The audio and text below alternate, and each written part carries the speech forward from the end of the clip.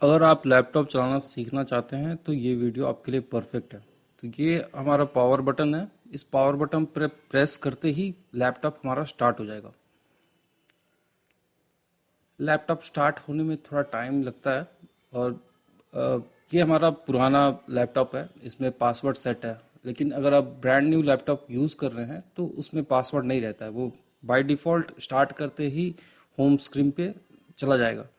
यहाँ पे password enter करने के बाद अब हमारा होम स्क्रीन लोड हो जाएगा। होम स्क्रीन लोड होने के बाद हमारा होम स्क्रीन लोड हो रहा है।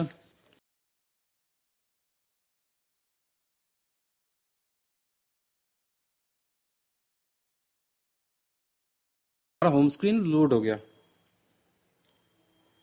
अब हम लोग देखेंगे कि माउस कर्सर को कैसे मूव किया जाता है।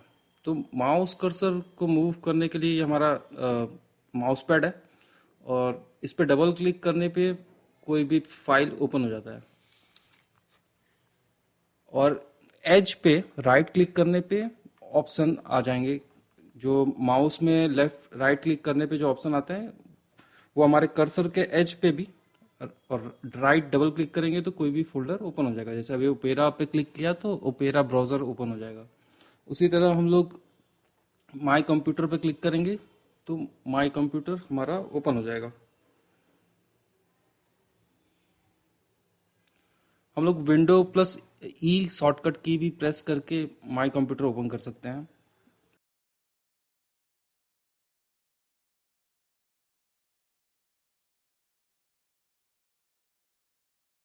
हमारे लेफ्ट साइड में जो की है, टैब से लेके ऑल्ट तक, ये सब स्पेशल की है। ये स्पेशल फंक्शन करने के लिए यूज़ करना पड़ता है। मोस्टली यहाँ पे हम लोग विंडो पे क्लिक करते हैं तो विंडो ओपन हो जाता है। अभी हम लोग वर्ड पैड ओपन करेंगे। वर्ड पैड ओपन करने के बाद कैप्स लॉक ऑन करके हम लोग टाइपिंग करेंगे।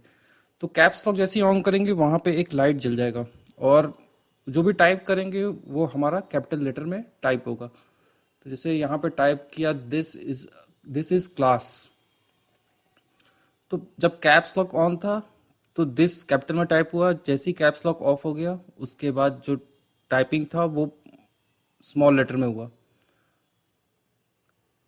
अब विंडो पे क्लिक करेंगे तो विंडो ओपन हो जाएगा। जितने बार भी क्लिक करेंगे विंडो ओपन होगा। अब ये FN है, फंक्शन की। अभी इसको क्लोज कर लेंगे, और फंक्शन की को प्रेस करते हुए हम अगर F1 प्रेस करेंगे तो म्यूट हो जाएगा। हमारा F1 से F12 की के ऊपर एक सिंबल दिया रहता है। तो FM प्रेस करने के बाद जो भी हम लोग की प्रेस करेंगे वो एक्शन परफॉर्म हो जाएगा। जैसे अभी हम लोग F2 प्रेस कर रहे हैं तो वॉल्यूम कम हो रहा है। जैसे ही F3 प्रेस कर रहे हैं तो वॉल्यूम बढ़ रहा है। तो FN से मतलब जो भी F1 F2 की के नीचे में जो सिंबल बना होगा वो एक्शन परफॉर्म होता है। अभी यहाँ पे ऑल ऐप्स, जितने भी हमारे सिस्टम में ऐप्स है उसको देखने के लिए ऑल ऐप्स पे क्लिक करेंगे और यहाँ पे हमारा सभी प्रोग्राम दिख जाएगा। उसके बाद अगर हमें कोई भी प्रोग्राम को टास्क बार में डालना है तो पिन टू टास्क बार करना है। तो ये हमारा जब भी सिस्टम स्टार्ट होगा ये टास्क बार में हमारा हमेशा प्रेजेंट रहेगा। तो जो सॉफ्टवेयर हम लोग फ्रिक्वेंटली बहुत यूज़ करते हैं उसको टास्क बार में हम लोग डाल सकते हैं। बट बस ध्यान यही देना है कि इसको ओवरलोड नहीं करना है, नहीं तो सिस्टम स्लो हो जाता है। इसके बाद हम लोग इसको कट करेंगे और एक और किसी सॉफ्टवेयर को टास्क बार में पिन कर लेंगे। इसको कट कर देते हैं, और एक और फाइल जिला को हम लोग टास्क बार में, या गाना को हम लोग अगर अनपिन फ्रॉम स्टार्ट किए तो जब भी हम लोग स्टार्ट वाले विंडो को क्लिक करेंगे तो वो वहाँ पे प्रेजेंट ही रहेगा। अब इसको हम लोग मूव टू फ्रंट कर देंगे तो ये सबसे स्टार्टिंग में आने लगेगा। और अगर इसको रिमूव कर दिया अनपिन फ्रॉम स्टार्ट तो ये हमारे स्टार्ट से हट गया। अब इसको स्क्रॉल कर सकते हैं, जो भी हमारा फ्रिक्वेंटली जो यूज़ करते होंगे वो यहाँ पे आ जाएगा। जो पिन भी कर देंगे वो यहाँ पे शो करेगा। अब इसको पिन टू टास्क बार किया तो हमारे टास्क बार में व्हाट्सअप आ गया, तो जब भी हम सिस्टम स्टार्ट करेंगे तो ये शो करेगा। जब अनपिंग कर देंगे तो ये यहाँ से हट जाएगा। अब ये अनपिंग कर दिया, अनपिंग दोनों को कर दिया, दोनों यहाँ से हट गया।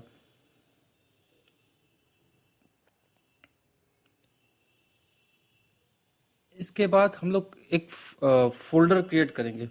उस फोल्डर क्रिएट करने के लिए राइट क्लिक करना है, न्यू पे क्लिक करके न्यू फोल्डर। अब इसको नेम कर देंगे न्यू फोल्डर। अब फोल्डर के अंदर में कुछ नहीं है, और अभी इस फोल्डर को हम लोग रीनेम करेंगे। तो राइट क्लिक करेंगे और जो ए का आइकन बना हुआ है ऊपर में, वहाँ पे क्लिक करेंगे तो ये रीनेम हो जाएगा। अब जो भी रीनेम है, इस फोल्डर का नाम हम लोग रीनेम फोल्डर कर देंगे। और फोल्डर ऐसे रीनेम होता है। अब इस फोल्डर को हम लोग डिलीट करेंगे, तो राइट क्लिक करेंगे और जो डस्टबिन का आइकन बना हुआ है उस पर क्लिक करेंगे, ये हमारा डिलीट हो गया।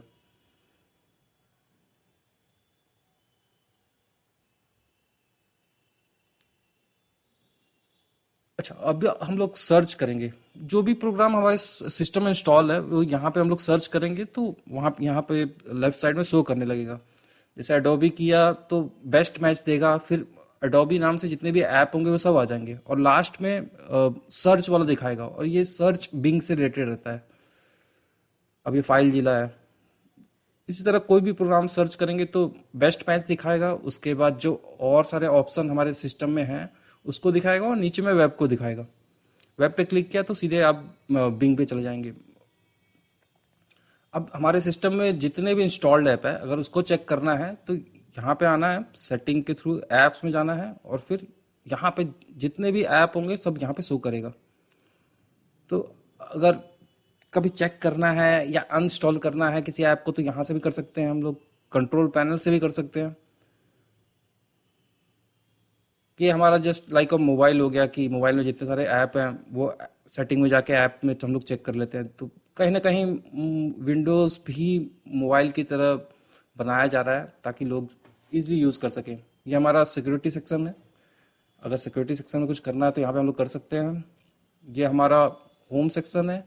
अभी हम लोग इसको डार्क मोड पे करेंगे, और बाय डिफ़ॉल्ट सिस्टम में रहता है, और यहाँ पे हम बस कलर मोड को लाइट से डार्क कर देंगे तो हमारा डार्क मोड एक्टिवेट हो जाएगा। ये हमारा डार्क मोड एक्टिवेट हो गया। अब अगर इन केस अगर हमें विंडो का ठीक है,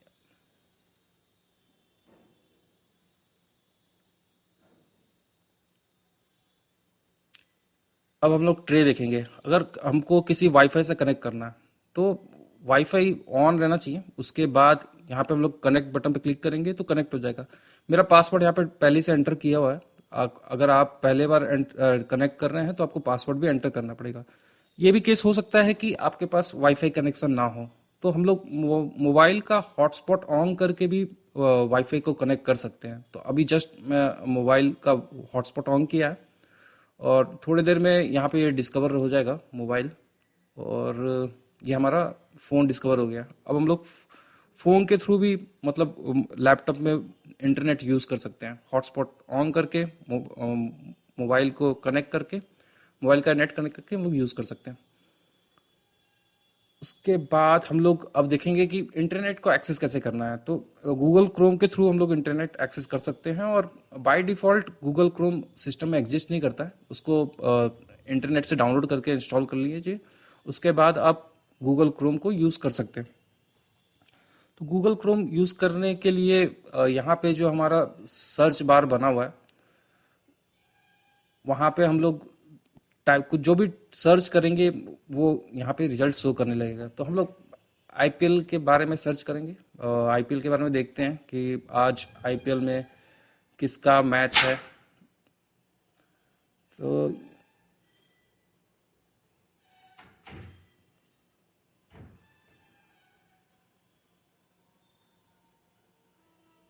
लोग टाइप करेंगे आईपीएल मैच टुडे और एंटर करेंगे तो जो भी मैच आज होगा वो यहाँ पे लिस्ट में आ जाएगा। ये तो सर्च है, गूगल सर्च है। जो भी हम लोग क्वेरी डालेंगे उसके रिस्पॉन्स में रिजल्ट शो करेगा।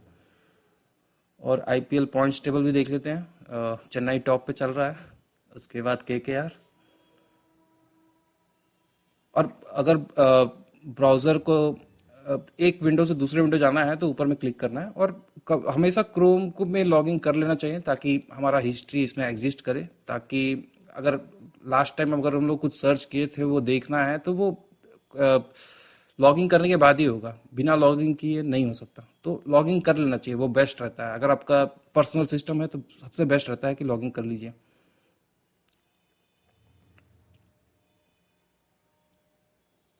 अब यहाँ पे अगर हमें लैंग्वेज चेंज करना है तो यहाँ से हम लोग लैंग्वेज चेंज कर सकते हैं, और अगर मोर कीबोर्ड सेटिंग पे क्लिक किया तो इसमें और भी लैंग्वेज आ जाते हैं, और बहुत सारे लैंग्वेज आ जाते हैं। तो उन सब लैंग्वेज को भी हम लोग एक्सेस कर सकते हैं। अब यहाँ पे हम लोग एक अपना ब्लूटूथ हेडफोन कनेक्ट करेंगे, और अब ये जैसे ब्लूटूथ ऑन है लेकिन हमारा जो हेडफोन है उसका ब्लूटूथ ऑफ है, तो हम जस्ट उसका हेडफोन अभी ऑन करते हैं। ब्लूटूथ हेडफोन को ऑन किया है, और अभी हम लोग कनेक्ट करते हैं। ये पहले से पेयरिंग किया हुआ है, अगर पेयरिंग नहीं किया हुआ है तो पेयरिंग का ऑप्शन आता है और पेयरिंग हो जाता है। उसके बाद यहाँ पे कनेक्टिंग लिख दिया है, और ये थोड़ी देर में कनेक्ट हो जाएगा, और ये हमारा कनेक्ट हो गया।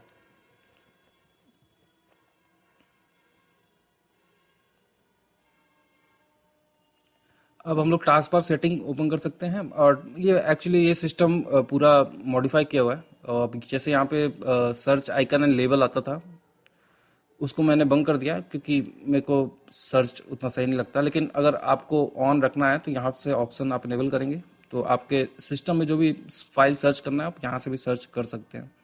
विजिट है, विजिट ओपन करेंगे तो जो भी होगा ये आपका टास्क मैनेजर में शो करने लगेगा। लेकिन मेन प्रॉब्लम ये होता है ना, टास्क मैनेजर में अगर आप बहुत कुछ डाल देंगे ना तो सिस्टम स्लो हो जाता है, और मेरा सिस्टम 4 GB रैम है, तो मतलब हम ज़्यादा नहीं रखते हैं, लेकिन इन केस आपका 8 GB रैम है तो आप ज़्यादा यूज़ कर सकते हैं। अब इसको हाइड कर देते हैं, और ये हमारा यहाँ पे हमारा पूरा सेटिंग जैसे जस्ट मोबाइल में जैसा होता है ना कि सब कुछ आपके सेटिंग के अंदर में मिल जाता है, मोबाइल की सेटिंग में, उसी तरह पीसी में भी, उसी तरह लैपटॉप में भी यही है। आप सेटिंग में जाइए, सेटिंग में आपको सब कुछ मिल जाएगा जो भी आपको एक्सेस करना है। अब यहाँ पे क्या है, हिडन आइकन मेनू को अगर इसको ऑफ कर देते तो इससे होता क्या कि सिस्टम ट्रे में जो भी एक्टिवेट करते वो शो करने लगता। अभी यहाँ पे शो नहीं कर रहा है, लेकिन अगर वहाँ पे ऑफ कर दिया रहता तो यहाँ पे शो करने लगता। अब जो भी फाइल हम लोग डिलीट करेंगे, अगर वो बहुत बड़ा फाइल नहीं होगा तो वो सबसे पहले रिसाइकल बिन में जाता है, और यहाँ रिसाइकल बिन में डिलीट करने के लिए एम्प्टी पे क्लिक किया और डिलीट कर दिया। Thank you everyone. अगर ये वीडियो आपको हेल्प करता है तो make sure to subscribe the channel, और आपको जो भी प्रॉब्लम है या कुछ और भी आपको किसी टॉपिक पे वीडियो चाहिए तो आप कमेंट कीजिए, उस टॉपिक पे वीडियो हम लोग बना के डाल देंगे। ये नाइट लाइट सिस्टम है, नाइट लाइट सिस्टम का यूज़ यही होता है ना, अगर आप ज़्यादा सिस्टम यूज़ कर रहे हैं तो नाइट लाइट ऑन कर लेना चाहिए, उससे आँख पे इम्पैक्ट बहुत कम पड़ता है। ये लैंडस्केप पोर्ट्रेट कर देने पे मोबाइल जैसा हो जाता है स्क्रीन, और फ्लिप कर देने पे उसके बाद ठीक करना बड़ी मुश्किल हो जाता है।